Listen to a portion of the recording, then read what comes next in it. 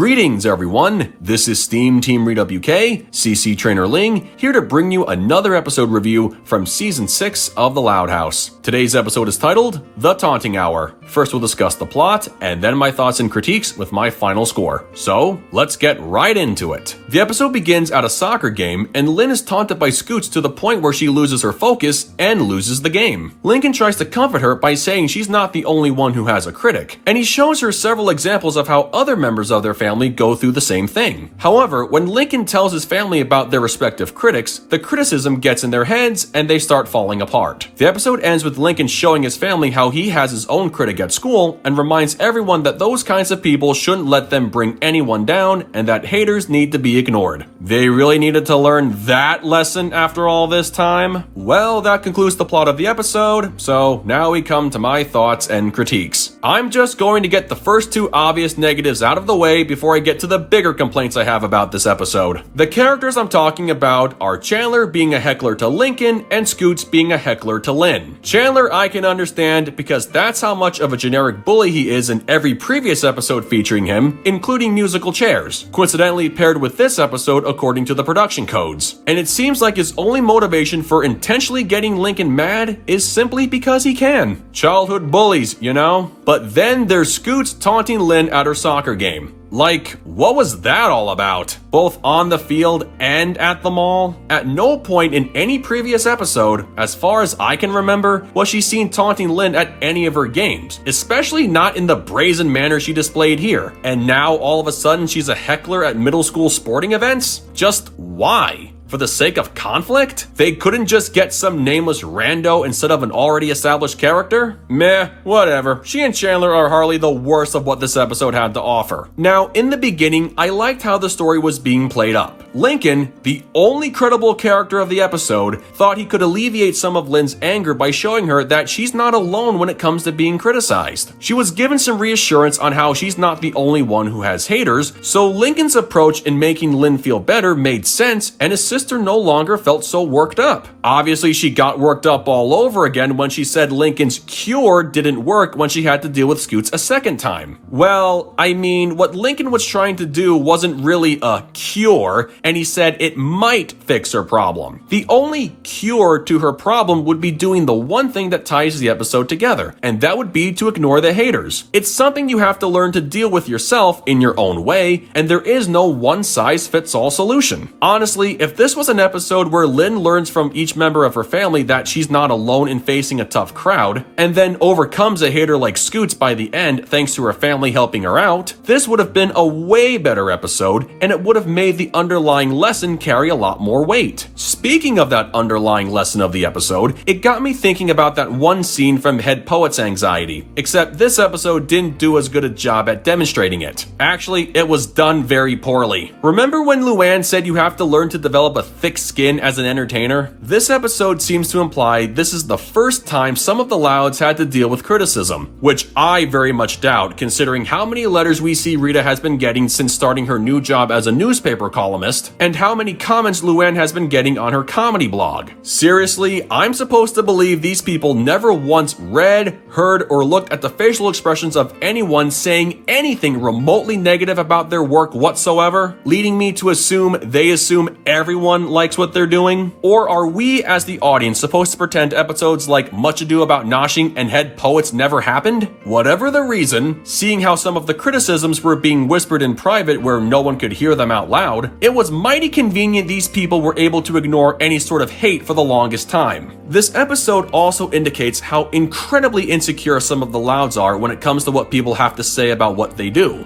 And yet, in some cases, certain critiques are not exactly wrong. For example, that pageant judge dissed Lola's ribbon dance by calling it an uninspired rehash. Be honest, how many times does Lola participate in the talent portion of a pageant that doesn't involve the same ribbon dance? Sounds like a reasonable judgment to me. However, I guess in defense of what happened to Mr. Loud in this episode, and when we think back to him supposedly getting negative reviews in the episode Much Ado About Noshing, I can see how certain feedback can have an effect on both the person being criticized and the type of work they do if it means potential damage to someone's family-owned business. I'll also cut Luna a little slack when it comes to her critic. And this is where we have to think back to the episode Band Together, where the Moon Ghost performed at the Burnt Bean on several occasions. I don't understand why the Burnt Bean owner would keep hiring her band to play at the coffee shop if she thought Luna was that terrible. Now, speaking as a content provider, I can sympathize with everyone's hurt feelings. It doesn't feel good to get put down when you're doing something you know you're good at, and for exceptional athletes like Lynn, who consistently proves she's an MVP in all sports, which is pretty much true by this point in the series, having someone say you suck despite your impressive track record would get under anyone's skin, at least a little bit. She normally has no problem drowning out opposing fans, but yeah, I can see why she got thrown off her game when Scoots made those personal jabs. That kind of harsh criticism can sometimes make you doubt your abilities and or mess with your head, especially if that criticism is being said to your face, and I get it. I've had to deal with it too, and we never want to hear anything bad, but that's the reality of being an entertainer. Whether the criticism is being told in private or up front, personal or not, it comes with the territory, and that goes double when you have to put up with heckling trolls. No one is above criticism in their work, and that's a fundamental fact that these Loud House characters somehow didn't know or didn't care to realize until it suddenly slapped them in the face. The biggest offender in this episode, who should have known a thing or two about dealing with tough crowds, would be Luann. For her to allow all those negative comments on her blog to suddenly get in her head, knowing full well she gets those kinds of comments on a regular basis, just comes off as a direct contradiction to her own lessons on being an entertainer from Head Poet's anxiety. She taught Lucy to have a thick skin, and yet here she was crumbling down in this episode and not living up to her own advice. It was like No Laughing Matter all over again, and I don't think I need to explain that one. But perhaps the worst part of the episode was how the family openly condemns Lincoln because the reality of their respective professions got in their heads and it screwed them up. On the one hand, he and Lynn do run down the list of harsh criticisms in such a nonchalant way that they didn't think anyone would get upset after hearing what others thought about them. So maybe I can see why the family got defensive later on. But the thing is, Lincoln wasn't saying those things in a taunting or deliberately hurtful way. He thought he was trying to bring everyone together by reminding them that they're not alone in being criticized. However, that's when things started going south after his family started falling apart and subsequently blamed him for their screw-ups. They call Lincoln a life ruiner and said he goes around ruining lives. I'm sorry, but what the hell was that all about? This kid was telling the truth about something everyone in his family should have already known before this episode even happened. For example, what if Lincoln didn't say anything about his family having critics, and Rita just happened to read those letters and emails saying her column advice didn't work and ruined someone's life? What would Rita do then? Give up on her dream job because a few people weren't satisfied with what she had to offer while others were doing just fine? It's anyone's guess. I don't know if it's just me who thinks this, but Lincoln's family came off as the biggest example of what it means when their safe space is violated. Seriously, if you're losing sleep and losing your concentration because one person is hating on you compared to how many others who aren't, maybe it's a sign to get out of your profession. I mean, for the love of God, talk about being overly sensitive when people aren't giving you positive feedback 24/7. They got mad at Lincoln and made him feel guilty for no legitimate reason other than people hurt our feelings and it's your fault for reminding us of the haters we have. Like,